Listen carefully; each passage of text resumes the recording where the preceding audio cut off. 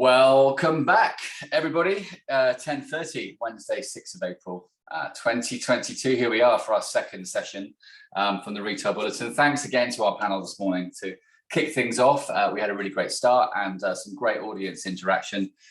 So I'm hoping we can do that all over again with an even bigger panel this time around as well. For those of you joining us for the first time, welcome. And for those of you that have just come back from a half an hour ago, thank you for coming back. We're running 4 sessions in total today. This is the second one. We've got a brilliant panel I'm going to introduce in just a second. But a reminder, I'm Darren. I'll moderate the session for you today. And for those regular viewers of TRB, you know that my dog sometimes makes an appearance. She did on session 1. She may on this one, she may not, who knows. But my dog called Scamp is somewhere in the background, so she may jump in. Apart from doing the Retail Bulletin events, I am also the founder of Williams Harding Consulting in its 5th year, chairman of Scrubbed, skincare brand for men, and also chairman of a PR company called Liberty. And I love doing this bit because I get to talk to interesting people like those on the screen with me. Before you meet them, do remember we've got a number of events this year, so do check out the Retail Bulletin calendar on the retailbulletin.com website. You can see we've got a couple of events in June and lots of things happening right through the year, up to and including our first live event since post-pandemic. So we're going to be at the Birmingham NEC on the 8th and 9th of November with an overnight party in the middle of it, a proper 2-day shindig of retailers and those interested rubbing shoulders and actually able to touch each other and have a drink together. So that's on the 8th and 9th of November. So do stick that in your diary. Let's get on with it. And I'll remind you in a sec how you can get involved as an audience. So let's meet this bunch of people on screen with me and hear what they have to say. So starting first with Victoria, who are you? Good morning, everybody. Hi, I'm Victoria Betts. I'm the Chief Commercial Officer at Unbound Group. It is likely to be a company name that you're not familiar with. We only floated on AIM on the 1st of February this year. And we're formed out of a historical business called Hotter Shoes. Hotter Shoes is a comfort footwear brand targeting the 55 plus female consumer largely. We have undertaken, as many of you guys have, a tremendous transformation. And part of that leads us to the creation of a new group called Unbound, which is going to expand our product portfolio into multiple brands and product categories. And we will go live in September. So lots of exciting stuff in terms of this conversation, managing the omni-channel customer experience. Thank you. That's exciting, isn't it? And welcome back. You've been with a guest with us before, but great news. Welcome Unbound as well. Thank you. May, hello, you're next on my list. Who are you? Great meeting you all and be on this incredible panel. I head up fashion and luxury at Alibaba Group in the UK, the US, and the Northern European markets. So for those that don't know Alibaba, we are one of the biggest technology and retail e-commerce companies in China, and also expanding our operations abroad in countries in Europe and also beyond that. Our mission is very much about making sure that there's no barriers to entry for any entrepreneurs, companies to trade around the world, leveraging technology and digital tools. And I'm very excited to talk about that today in our panel. Thank you, May, and thanks for joining us. Thanks, great to have you with us as well. Next on the list, Chris, let's hear from you, sir. Hi, everyone. Good morning.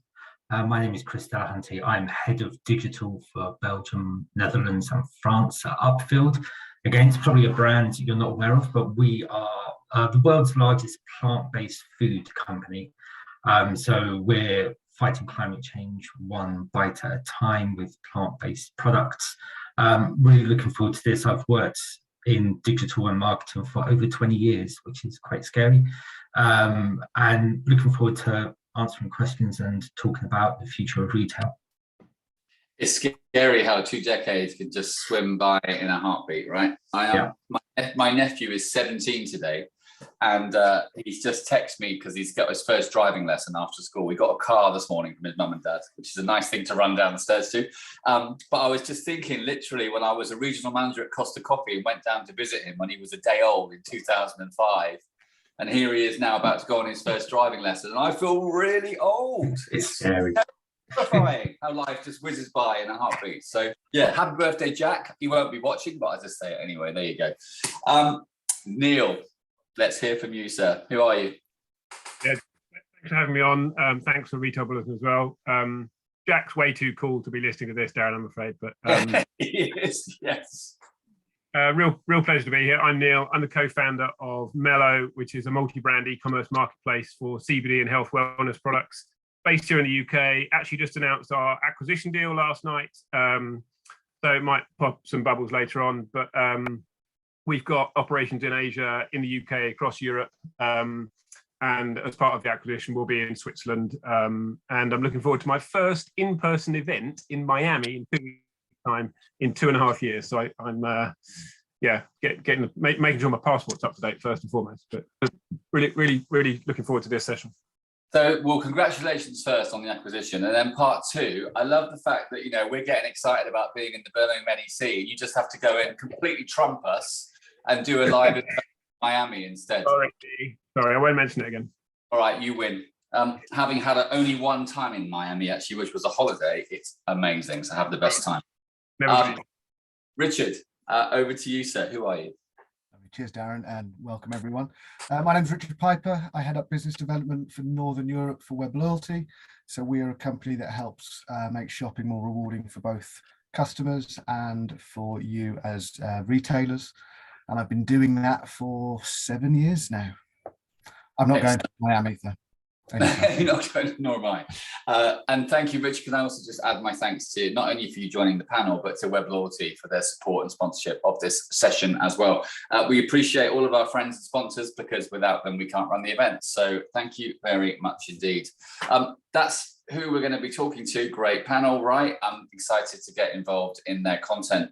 But for now, let me just remind you, audience, this is for you guys as well. So we had some great interaction on round one earlier this morning. So wherever the Q&A button is on whichever device you're using, it's yours to use. So please do, if you might have a burning question for one of these people, you might have a general comment or question for the panel, or you might want to add to something they've said, it's there for you to do so. I will moderate it. Don't worry, everything that gets put in there will be answered, I promise you. Let's kick off. Should we do it? Victoria, I'm going to come to you first. So Unbound, a new business taking shape, if you like, or how does Unbound take in managing customer experiences in kind of different channels? So what challenges or opportunities have there been in managing customer experiences on and offline, I guess?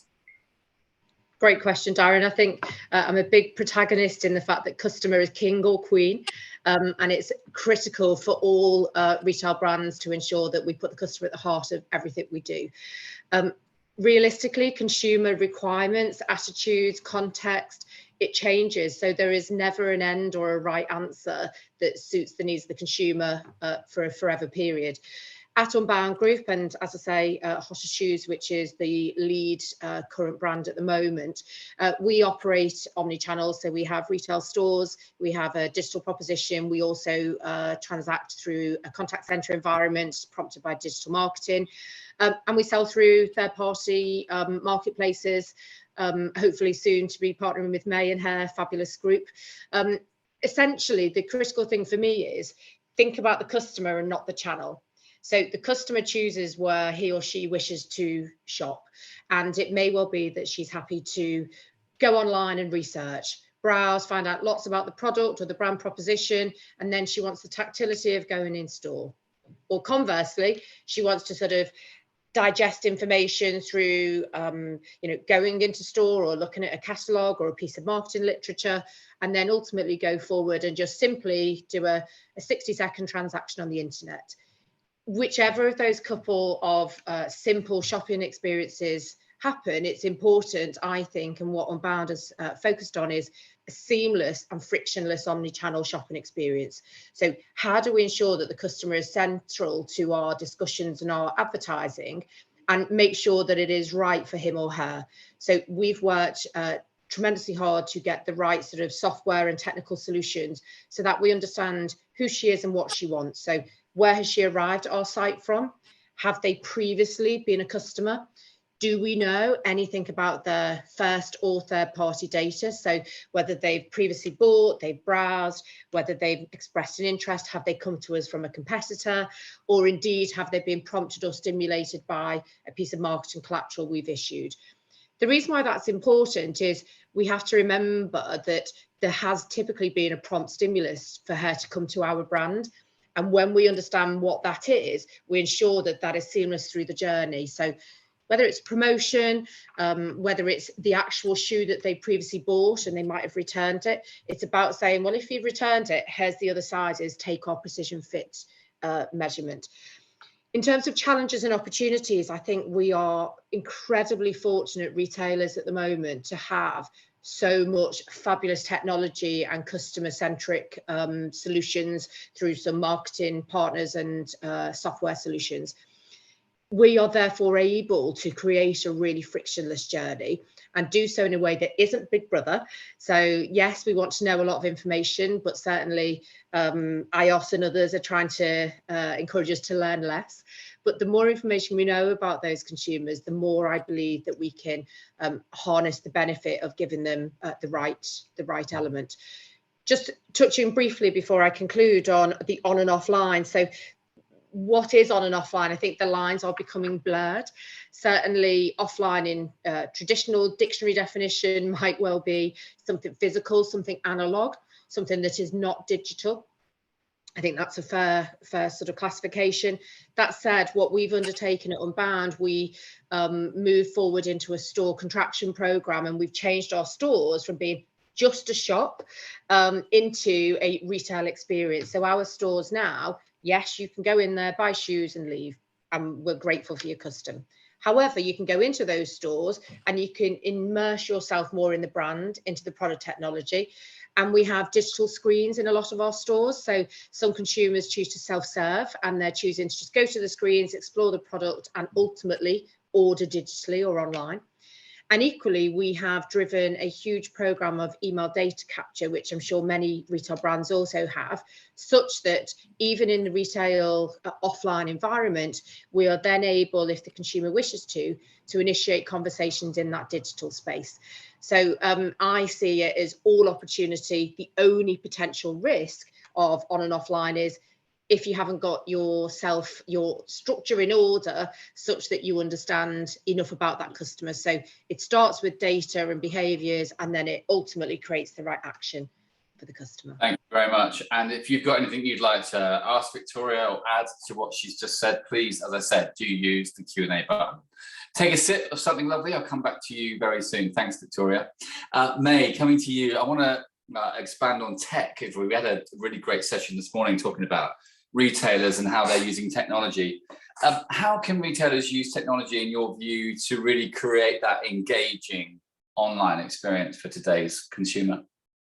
Certainly, I think Victoria made quite a lot of good points on how like consumers are actually interacting with technology and putting those consumers at the core of what they do. So I think from a more Eastern perspective, it's quite important to understand that the consumer base that we have in places like China and Asia, it's incredibly digital. They've been born with their phones and their mobile devices.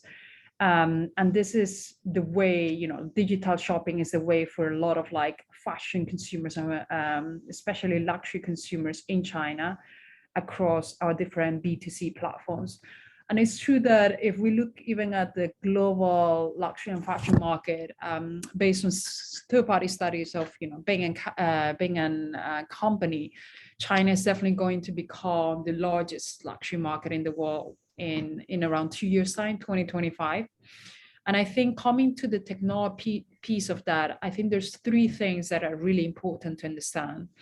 Number one is really about getting a grasp and understanding this Gen Z consumer, because they are the critical part of how brands can engage and interact. So essentially, consumers in China on average are 10 to 15 years younger when you're coming from a digital space.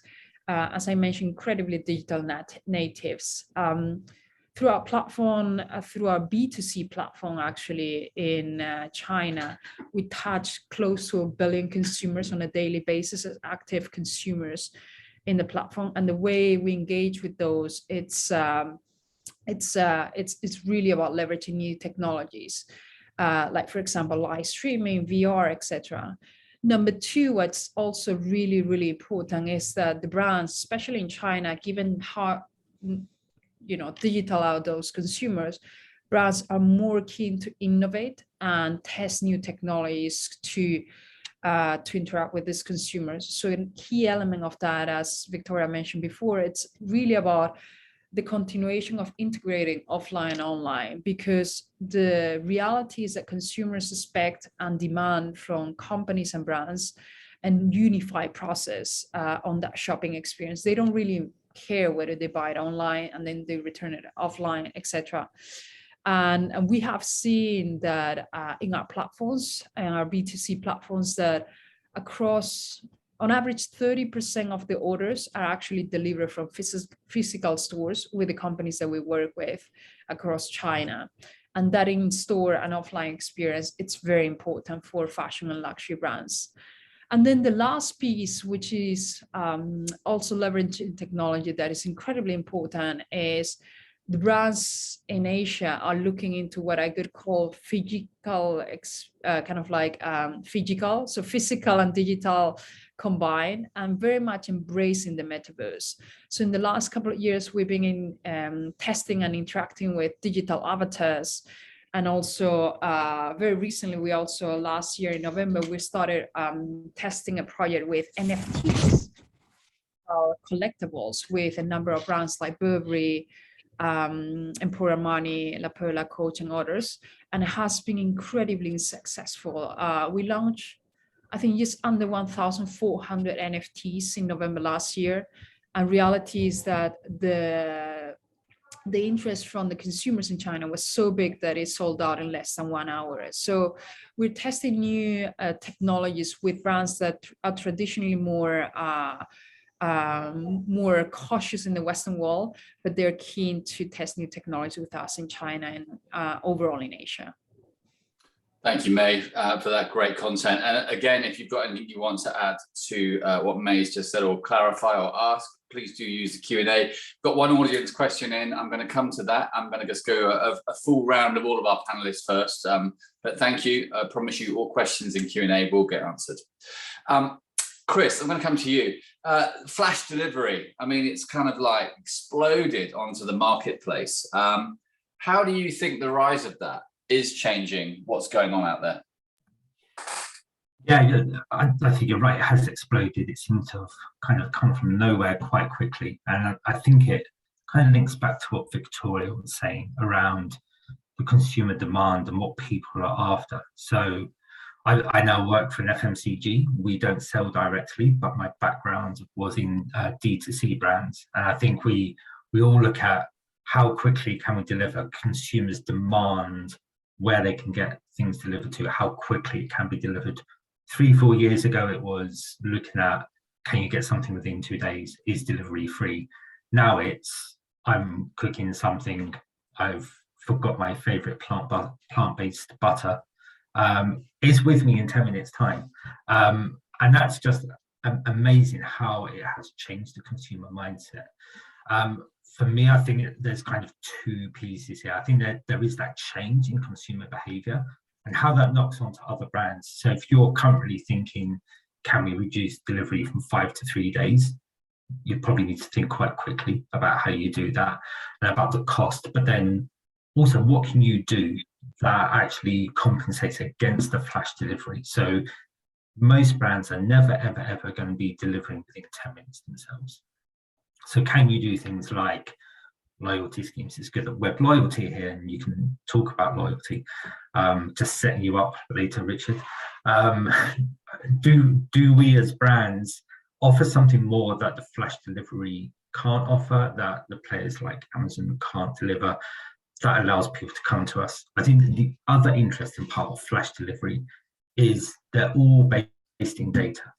They're all based on understanding what consumers want at that moment and how it's affecting the market and what people want to buy. Now, the way that we work with them is understanding how does the shopping information from a flash player, how can that be relevant to a bigger retailer as well? How can we learn from one to affect the other? I think that there's something really interesting there around how far do we follow the flash players in our own businesses. Is flash within the hour or same day? Some of it is literally within 10 minutes. Right. Okay. I always wonder what constitutes flash, because obviously, even the older high street chains like Argos, are offering same day delivery now, and they have been doing for some time. But so flash is really the Gettys and the Gophers of the models, where they're just literally at your door in 10 minutes. Yeah. Yeah. Same day is so 2020. Yeah, same day, so last season, right? There's so many of those grocery players, particularly, that can be at your door, especially in central London. It's actually hard to differentiate as a consumer which one you go for. You just kind of put your finger in the air and pick one, because they all feel the same, right? Which is great for consumers that you can do this. So you can say, and even food delivery, I want something now, it's there straight away. But it's totally changing the model of every retailer out there. I think it's understanding how is your model affected by the flash players? Do you want the model to be affected, or do you try something else? Got it. Interesting. Well, if you've got any comments out there or any flash deliveries that you would recommend or want to talk about any experiences of, let us know. Use the Q&A button, and we'd love to hear from you.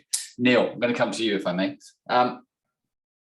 What are some areas of the digital customer experience that you feel customers are responding to in your experience, and where are those gradual changes now becoming kind of day-to-day norm?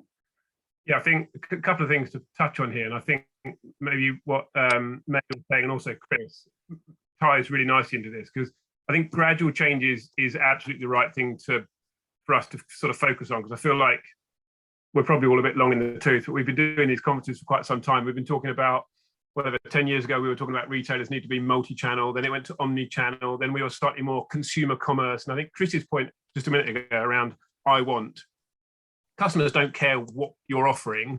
All they want is the product, irrespective of how they're touching your brand. Great. May was talking about metaverse through, whether it's social media, through email, in-store, whatever, dare I say, even on radio. But they want what they want, and they want it now. And they don't care about how you're serving it to them. But I guess the problem is, if you're not serving it to them in the way they want it, you're getting cancelled as a brand, right? So I think there are a number of retailers that are doing it increasingly well. But as a consumer, we're only now beginning to experience what we were talking about maybe 5 or 8 years ago around this kind of seamless consumer commerce. Touch points across the brand, wherever you go. You can buy whatever you want, however you want it, and you can get it, to Chris's point, in the hour, or if you're 2 years ago, on the same day. But I guess my point is, technology, although we've got loads available to us, always takes time to catch up with where industry is heading. And it's only been recently that you can start experiencing this real seamless customer or consumer commerce. And to May's point around metaverse and NFTs, and maybe Chris's point around loyalty, and maybe Richard might touch on this in a bit, how that interaction in the metaverse starts influencing what we're doing in, whether it's physical retail or online, I think obviously anyone's guess, but it's been a great experience to sit back and watch consumers interact with these new digital ways of consuming and purchasing, because they don't really even know what they're getting. If I buy an NFT tomorrow for 100 grand, I can't, but if I do, what does that mean to me as a customer? And that it's got no link to a brand. So great that maybe Burberry and some of these other more well-capitalized brands are starting to put their, I guess, fingerprints across some of this new technology, because as customers, ultimately, you only want to experience that in the way that you want to experience it, which is anywhere, everywhere, all the time, but on your terms. So, yeah, it's taken a while, but I think as consumers, we're gradually starting to see that eke into everyday purchasing patterns. Good work, thank you, sir. Audience questions are flooding in, but I'm going to go to Richard first. Been sat there waiting very patiently, so thank you, Richard. How are retailers changing their strategies and techniques, do you think, to increase retention?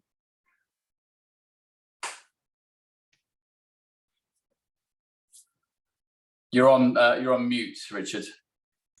Only been 2 years. It's fine. There you go. Start again. No problem. So what I wanted to do is to maybe take a step back first, and Neil mentioned it about speed of change and such like.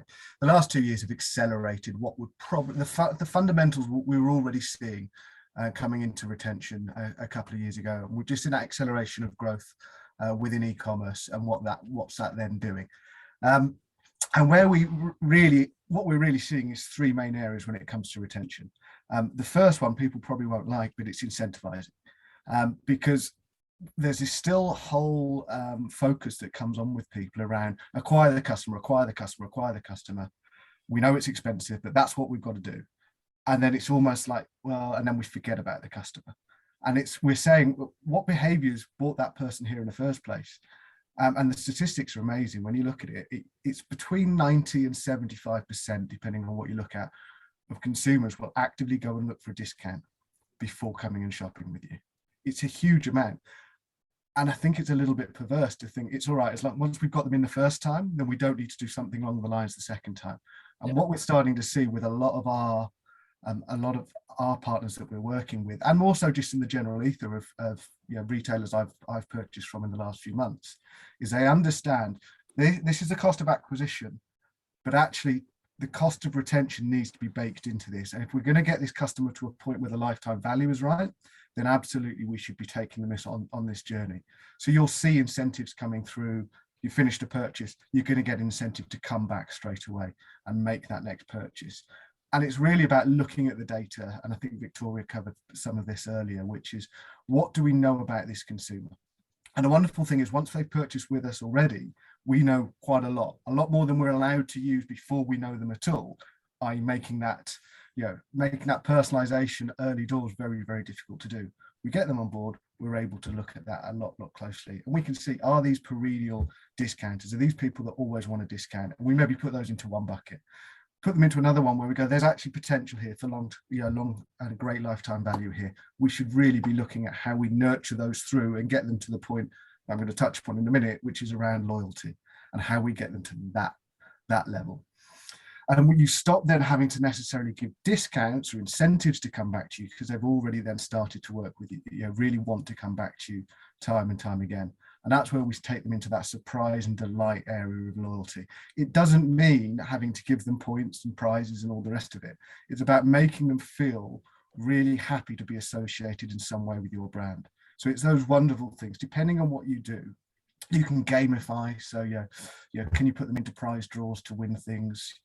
If you look, Sky do a great job of doing that with their loyalty programs. There's very little stuff they physically give away, but they give you so many incentives to go back and work with the brand, that you're constantly there thinking about Sky, even when you're not watching telly, which is wonderful. British Gas do a great job of this as well, and we need to learn from these non-retail brands when we look at these sorts of things. The third thing we would look at outside of that loyalty program is then subscription. Everyone's doing it, and it helps you bake in loyalty early doors. If you've got something that needs to be purchased monthly or quarterly or weekly, whenever it is, offer that ability. You're taking this purchase. How about if I work in what that's going to mean to me, how long you'll stay with me as a subscriber rather than as a customer, and work with them in that way. And Amazon, I'd like to say Amazon do a great job of this. First of all, I'm always very nervous when I mention Amazon in panels, because people then go, you can't talk about Amazon because they've got so much money, they can do what they want. But also it's the fact that I bought something the other day, the exciting world that I live in. I bought some clips for kickboards in the kitchen, and they offered me that as a subscription. And I thought, I'm regularly having to buy that sort of item. So it's about making sure you offer it at the right time on the right product. But it really, really does help accelerate and allow you much more control over how you then communicate with that customer moving forward. You can mention Amazon here, it's fine. I think we all just need to be, we can't pretend they don't exist, because they do. They're everywhere, And by the way, I use subscription at Amazon for my dog's poo bags, actually. So there you go. It just works. But yeah, you can absolutely mention them, because we need to have an eye on them at all times, is my view. But Thank you for that insight, Richard. I really appreciate it. Let's just have a chat to the audience a sec. So thank you, Victoria, by the way. So Kaylee asked you a question directly, and you have very efficiently answered it by text already. So Victoria, thank you for that, because that's really helpful. I've endeavoured to answer it. Hopefully Kaylee is happy with the answer. But yeah, hopefully that makes sense, Kaylee. Thank you very much indeed. And there's another one actually for you, Victoria, which is from Gareth. So we're going to come back to you now. Gareth, thank you for the question. He's asking, typically brands with a rich heritage, particularly offline, have challenges in leveraging some historical data. Have you had any of these challenges, and how have you overcoming it? Great question. Thanks, Gareth. So we were founded in 1959, so we have greater than 60 years of data. Admittedly, perhaps those 20 years and past were all written down on paper, so we're not leveraging all of it. But in the most recent period of our history, so let's call it 20 years, where we've had ERPs and CRMs and all that clever stuff, we have got a wealth of data. It is complicated sometimes to look at what's happening from an offline perspective. So offline for me at Unbound Group through Hotter is two core channels. Firstly, retail, and secondly, then our contact center sort of ordering. In the latter environment with our contact center, we are fortunately very lucky to have an awful lot of rich data. So our customers are prepared to share with us the important elements for transactions, so address, name, account number, ordering behavior, but they're more inclined recently to also share their email address and or any other piece of information. So we're fortunate to have a wealth of contact center data, and our data collection is highest in that contact center environment. It's sort of 97-98%. In the web environment with guest checkout, it's in or around sort of 80%. The first channel I spoke about is retail, and the Hotter store portfolio has previously been as large as 80, currently sits at 24, which is our optimum number across the UK. The challenge with retail is, what is the reason for the consumer to give you her data or his data? So they're at the till, they're paying for their goods, and they're wanting to leave. What we found is we were only securing maybe 50% of all data, and that data was either their postal address or their email address. Why were they inclined to give it to us? Because I know as a consumer, why do you need this information? Just let me have my stuff. So I think that there's certainly been a huge drive, not quite as important as the work that Chris and Upfield are doing for the environment, but certainly a drive for environmental sustainability and not taking a paper receipt, taking an email receipt. So that's helped secure a little bit of email capture. But the reason for us why we were able to secure more data in retail was actually ensuring that A, we motivated our staff, and B, we did so with consumers where they were entered into either a prize draw, so the data capture was there. Is it complicated to marry that data together? It isn't if you have a single customer view. And I think critically, without a single customer view, I think a lot of opportunities are missed. So having the data is one thing, collating it is another. So if you've got a single customer view, I think it can work terribly well. So a very long answer, but the more data, the better, subject to taking it in the right space. Thank you very much. It's a very long answer, but it's a full answer, and it's a great answer. So thank you so much. It leads me on to May. There's a question for you directly, May, if I may ask you. Have you come across any examples of virtual stores where customers can browse and buy using a virtual reality headset? Yeah, we actually did that a couple of years back with our VR technology, and we launched that, was it like 4 or 5 years ago with Macy's? It was a great experience, but what we realized is that probably the technology that we developed was slightly too ahead of where consumers wanted to be at that stage. So we have done that. We have tested that, I think it was like around 5 years ago. We didn't see the traction from a consumer engagement perspective, and the headset market was not that widespread yet. So we are doing more and more tests on that side. And again, on the metaverse, that's something that we have started again the last couple of years, last year with NFTs. So it's definitely in an area that we keep on exploring with the companies that we partner with. And we're very excited to see more of the tests coming out in the next coming months. Thank you for that, and thank you, Graham, for that question as well. Hopefully that has answered it for you. I'll come on to you again shortly, if I may, as well. Chris, leading on from our flash delivery chat, we have a question in from Anonymous, and I think you'd be best placed to answer it on the back of what we talked about before. So what actually differentiates all those grocery retailers lays in the customer experience? Are we thinking that, so do we think it's that, or different ways of connecting and being identified, as well as being able to choose your preferences, and at the end of that actually just remembering who you've used before, or would you just jump between them all? There's a bit of a jumbled answer in there, sorry for you, but that's fine. Unpack that. Let's pick it apart. I think at a very base level, we can all agree that consumer experience and customer journey are absolutely key to buying anything online and even offline. But it's what that experience is. So for me, the flash players or even standard grocery delivery is how easily can I get the product that I'm after, whether it's your favorite plant-based butter or some other products that you may be selling. Am I able to find what I want and purchase it, and it's delivered to me at the right time? I think that's the first fundamental. If that works, then I think continuing that loyalty, to Richard's point, is what then happens. So we've seen, if not necessarily a flash player, but if a site is able to recommend, you may like this product, you may like this meal, you should be cooking this today, then that actually inspires people to come, and it builds up that consumer journey, and it gets them coming back and gets them to repeat purchase from you. But for me, the fundamental, whenever I'm buying, and especially if I want it delivered quickly, is it easy to do? I think that user experience, the user interaction, is fundamental to everything you want to achieve.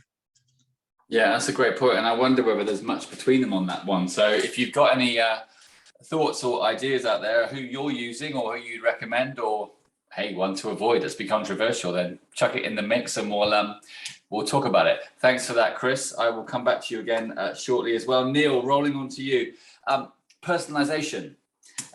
That's a big thing now. It means different things to different people. But where are we headed with that? Some customers find it a bit stalkerish, but it also obviously generates interest and engagement. So where's that all heading? Yeah, good question. I'm not sure I'd be able to give you any conclusive answers, but you're right in the fact that if it gets a bit too sort of close to what you want, you kind of start questioning, how does company X or Y or Z know what I want? But I think personalization also means different things to different people. So many years ago, we were getting emails saying, dear Darren or dear Neil. Even then, I was quite happy. I was like, oh wow, they understand who I am and they're sending me an email. And now I'm getting bombarded with 10 SMSs a day from the same company, and I'm getting recommended something that I bought 3 weeks ago on. We were touching on Amazon earlier on, but that happens all the time. So I think there is a balance to tread here about what personalization actually means and what we want it to mean as a customer. For Mellow, we're obviously a very, very early stage company. So we do a lot of, it's not quite personalization, we do quite a lot of chats with customers who are on the site.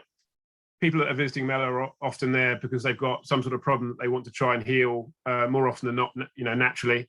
So we're helping them understand what products might be best suited for what it is they're suffering from, be it anxiety, sleep, stress, general family life, or whatever else. So in a way, that's personalization because we're helping them find a product that best suits their needs.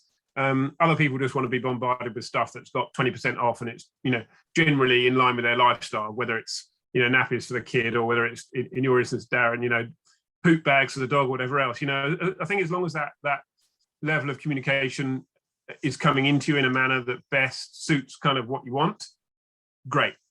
If it's not what you want, or it's stuff that you've already got, or it's just all a bit random, then that's when that kind of outreach begins to get bothersome. And it's a real fine line between personalized communication, the amount of that communication, and how relevant it is. And I'm sure Richard's probably got quite a lot of stuff to talk about on that, because I guess somehow it ties into what I was saying earlier on, that customers, generally speaking, know what they want. if I can get what I want when I want it, and it's got a little bit of discount, or it's being pushed in front of me when I'm sort of least expecting it, but it's attractive, happy days. But if it's sort of interrupting my life in a way that's annoying me, then I'm going to go somewhere else. Sure, thanks, Neil. Richard, have you got anything to add to that? Yeah, I think you've nailed quite a lot of it around the personalisation. It's about, and this comes from a person who heads up sales department, it's about not trying to sell to someone the whole time, and that's the main thing. It's not about communicating, look what we've got for sale at the moment. It's about communicating thoughts and feelings around things. Someone who I've seen do a really good job at this yet is there's a really great new pizza company. It's not Uni, so they're called Gosney, who seem to have really benefited out of the pandemic and the demand. But of course, it's quite easy for them, because what they do, they're constantly sending out recipes and ideas for how you could be using the device. But it makes me think, it's making me think about them all the time, and also making me think, now, actually, I wouldn't mind that accessory to help me be able to do that and to do that. How you could then push that into your own brand. I think Chris mentioned it around recipes as well, for how you could utilize what he was selling. It may become harder when you start looking at, for Victoria with shoes, but it's still, you can put out a relevant message there around accessorizing, latest trends, things like that. Thoughts and feelings, blogs around your product without directly trying to sell it, because we're very aware of it. Neil mentioned the stalkerish elements of it, and it's pretty horrible when you're there going, oh, I was on that site a minute ago and now I'm getting adverts for it. We know it exists, but it doesn't mean we like it. So it's about having that approach to say, there are times where we can push you into a sale, discounting and such like. There's other times where we just want to make sure that you're thinking of us when you're not necessarily thinking about purchasing from us. So when the time is right, I know who's front and center for me to make this purchase. Thank you, sir. And I'm going to come back to you for further questions shortly as well. We have actually got another audience question. Let me just see what that one is. And that's for you, May. So I'm going to come to that shortly as we do another round of questions as well. We are about 45 minutes into the webinar already. So we're probably going to start doing the first round of final questions, would you believe? It's gone that fast. So I'm going to come back to you, Victoria, if I may, and this may be your last question, depending on the clock. So can you believe how quickly that's just gone today? You guys at Unbound, we've done a bit of research on you, are predominantly digital. You're 75% digital, right? So how have you achieved that? Because that seems like a huge weight in terms of digital. Blood, sweat and tears, Darren. It's not been terribly easy, but we've essentially shifted our marketing focus into more digital marketing acquisition. That said, I think there's a brilliant relationship between what I would call brand and prospect and awareness driving, and then the performance piece. And you can't solely rely on just getting the ROI, the performance piece in. So keep investing in a bit of social and a bit of PR. So blood, sweat, tears and a lot of marketing monies. But also it's been a cultural shift. So fundamentally our business has now adopted a mobile first culture, and equally within that digital first. So we have stores, we have catalogues, the messages within those are much more digitally led. We also are prioritizing our app, so we don't have preferential pricing per se, but app users get a sort of some exclusive products, some first to market prices, and then the email environment is one where we're growing tremendously. The final piece in terms of how we've managed to stimulate some of the online piece is actually using the behavioral sort of levers that we can see. So browse not bought, trigger-based communications, whether it's a ban and basket. So more things that stimulate a response based on what the consumer does, rather than all marketing or technical being very push, push, push. But yeah, the consumer's driving a lot of it themselves. And then with some focus, I think we've managed to tip the scales, and our digital growth is actually double digit. So we're super happy with that. We've seen bigger growth in the US market than we have in the UK. So that's interesting for any of you businesses that are international that are listening today. But certainly we are seeing consumers are adopting digital, and then we're making it a better seamless experience. Thank you so much, and thanks as always for your contribution to the panels. If you want to get in touch with Victoria, I'm speaking for her, but I'm sure that she'd welcome any questions to further this on LinkedIn. Would that be okay? Perfect, Darren. Great stuff.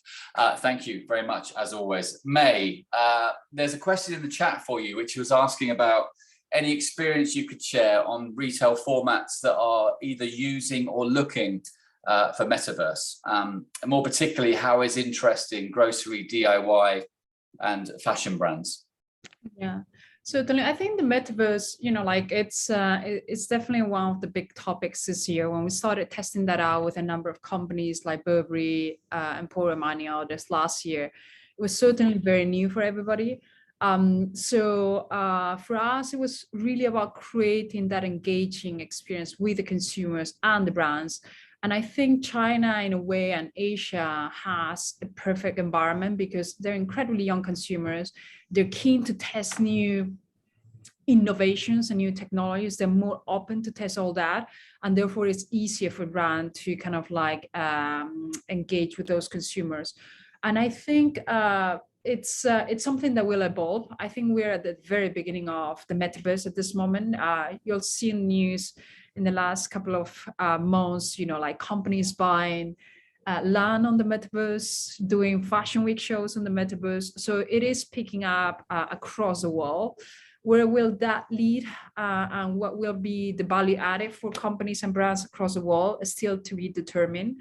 And I think that's a really nice time to start testing and try to get your own lessons as you keep on embracing new technologies.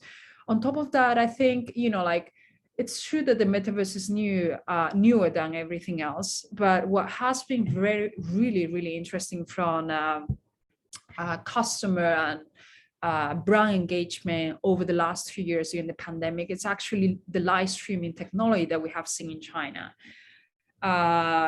In the Western world, we may think about that as the QVC and TV advertising. It's certainly not that. It's very different to that. Most of the times in China, you don't need a camera team and man to kind of like record that. It's essentially taking your phone and doing it through your mobile device that you use on a daily basis. So it's as easy as that. And I think in the last 2 years that actually allowed a lot of the companies that we work with during the pandemic, as their shops were closed, also in China at some point, to really kind of like better understand the consumers, the brands, and the products. One of the very interesting cases that we had over the last year is with an incredibly high-end watch company called Vacheron Constantin from the Richemont Group. And we actually set up a VIP live streaming with around like 20 consumers in China. So, like those small VIP events that you could usually have in offline events, how can we bring that to the online world and have that manager presenting the watch, the characteristics and the background of the brand to a small number of selected consumers. So I think that's incredibly interesting. And my last piece could be around avatars, because that's something that we have been doing with companies across for the last 2 years. It's really about, having the companies and brands interacting with digital avatars in China. Be it, for example, an Alexander McQueen, where you can not only have your physical product, but you as a consumer, you can dress your digital avatar with the fashion items from Hugo Boss or Balenciaga and other brands. So I think there's a lot of these technologies that companies can leverage as we are testing them out and seeing a lot of success in China and in Asia overall.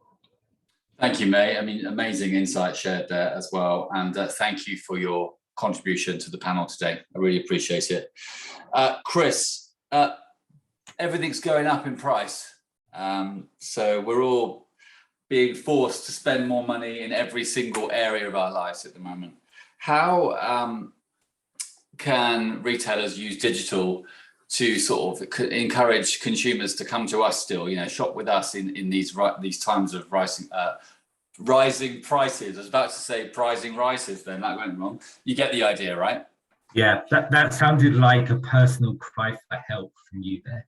Yeah, It's too just in expensive. my electric bill today. It wasn't good. Yeah. I saw a really interesting stat today, which is I think 70% of people have noticed that their shopping is more expensive now than pre-COVID times. I suspect the other 30% are just not looking at the price and running away. But it's a really good point. I think once prices go up, and they're going to continue to go up, how do we differentiate? Because price is no longer a differentiator. If you're focused on, we've talked about discounts, if you're focused on discounts or low price, that's going to start to go away. The other thing that keeps me awake at night is the collapse of third-party data and cookie data. So as marketeers, our targeting options start to go away. So what do we do? And I think there's a big thing there around creating business fundamentals. You can call it purpose, but it's things that you do as a business that set you apart from your competitors. So whether that's a loyalty scheme, whether it's something you stand for, it's the content you create, it's how you talk about your market, how you talk about what you believe in. I think that will always separate you from competing on price, because people will always buy into a personality and a direction, even if the price has gone up slightly. So I think it's time for businesses to really think about, what do I say that my competitor can never copy and wouldn't even dare to copy, so that you set yourself apart in the market, because prices have gone up, they'll go up again, they will continue to go up in the coming years. So now's the time to give it some thought and work out what's different about your business. Great advice, Chris, and thank you for your contribution today. Neil, give me some thoughts on either what May or Chris was talking about, emerging trends or differentiation. Any thoughts? Yeah, interesting point, actually. Just, I don't particularly want to continue Chris's points because he's much more clever on that than I ever would be. But interesting to see that sort of everyday low price grocery angle potentially disappearing, or whether it just everything goes up, and so it remains. Again, not quite sure where that goes. But with prices rising, there was a nice kind of segue into, we're obviously in the CBD space, and what you guys may not know is that across the CBD sector, you can't do any digital advertising across any of the normal paid media channels, because it's not allowed. So I can't do any paid posts on Instagram, can't mention CBD on Google Ads, can't do Google Shopping. So we have to be creative all the time. We have to talk to consumers in a way where these the traditional marketing and media and paid services will allow us to do that. And so it'll be really interesting to see if a lot of the other competitors outside of our CBD sector have to start doing the same thing in order to engage an audience, because we've been doing it right from day one. And I have to say it's extremely challenging. But what it gets you outside the mindset of, if I put 10 grand into Facebook, I pull the old one-arm bandit and 50 grand pops out the bottom through sales. No, we can't do that. And so with brands having to become more creative around how they engage consumers, with price not becoming the differentiator, interesting times for consumers to see how they start responding to some of that content that's being pushed out. Thank you, sir. As always, thank you for your contribution to this panel, and good luck on continued success at Mellow.store as well. Thank you very much for your time. Richard, you're going to wrap up the day for us. No pressure. Just some closing words, please, around what you would like retailers watching today to think about when designing customer journeys. Any golden tips or things that you'd like to see? Yeah, so there's two parts to that. One's probably with my business hat on, and the other part's more with a personal appeal, or trying to work out a problem. So let's start with that second one first, which is, we've got to do something about returns. I think it's imperative that, if you've seen the latest updates from ASOS and Boohoo, who kind of do push themselves into that perennial returners category, but how do we make sure that we're not having so much stuff coming back into businesses that is just terrible for the environment in that respect? The amount of extra miles I have to go through from a logistics point of view, and obviously how that pushes back onto the consumer through costs, and and cost as well when it comes to the old business overheads. I don't have an answer to that, but I think when it comes to designing the website and looking at that customer journey, where can we put that? There's some great technologies out there. If you look at any of the innovation reports we've done over the last few years, returns has been very much front and center amongst some other topics there. So how can we get people not thinking about that I'm going to order 4 of these in multiple sizes, or how can I can do this? What kind of information can we push out to help that? And I will say, I mean, I bought a pair of trainers last week. I'm nearly always a size 8. I ordered a size 8. They turned up and they look like clown shoes. So, you know, surely there's some common returns things going on with this sort of stuff that they can be saying, well, you know, these come up large. But they didn't have it on there at all. It was quite a large retailer. So it may be some very simple common sense approaches first. Victoria, I'm sure you've come off mute. I was panic stricken. I hope it wasn't from us. No, it wasn't. No, it definitely wasn't. So the other part is I'd like retailers to sometimes think a little bit more about how people used to shop with them when it was a store, when it was a high street, because we come up across this a lot. We go in, and it's almost like there's this thought that once the person's made that purchase, they leave and they go straight home again. You know, well, that never happened on the high street, did it? It's very rare. If you look at those shops where you'd only go and do one thing, i.e. the supermarkets, they took themselves out of town. They took themselves to free parking. They did all of these things. Whereas actually, you should think of yourself as part of a wider journey. Customers have got multiple tabs open, looking at a number of different items. So you maybe need to think a little bit more about how can we connect the dots for them. They've just purchased this from us. What would someone now go and purchase? And actually, you can start to push, you can get this great brand affinity with yourselves and others by partnering on the confirmation page. You've made this purchase. How would you like to go and do this? And if you're like an ASOS or a Boohoo or something like this in the world, maybe it's you know, you've bought these items. It looks like you're going on a night out. Could we partner with Uber to then maybe give you a discount code on that, you know, when you go and get home that night? If it's, you know, maybe, you know, if it is shoes or something like that, can we push them to another brand that is synonymous with us when it comes to other items within the outfit that they could be purchasing? And it's really easy with the affiliate networks to then actually start to earn secondary revenue from that. But you shouldn't be fearful that if I send them away from my website when the customer journey's kind of finished, that I'm going to lose them forever, because that's just not what's going to happen. It never happened back in the day, and it's not going to happen now. And when I talk about that secondary revenue, we've touched on cost of living. We've touched, you know, we all know this stuff is coming. If you can maximize in the right way that collateral that you have there, then actually you can hopefully not have to pass on so many price increases to your customer, and you can keep them happy in that way as well. Thank you, Richard, for the perfect ending, and thank you again to Webloyalty for the sponsorship. We have just killed an hour like a flash, an unbelievably quick webinar. Then it feels like we've been talking for 10 minutes, but that's the strength of the panel. Thank you to Victoria, to May, to Chris, to Neil, to Richard, and to Webloyalty. Wow, that's done. Thank you so much indeed. We are taking a little break now. We are back in half an hour though, with 2 back-to-back sessions at 12 o'clock. So do please join us. But for now, thank you to our panel and for listening today. Thanks, guys. Thanks, Darren. Cheers.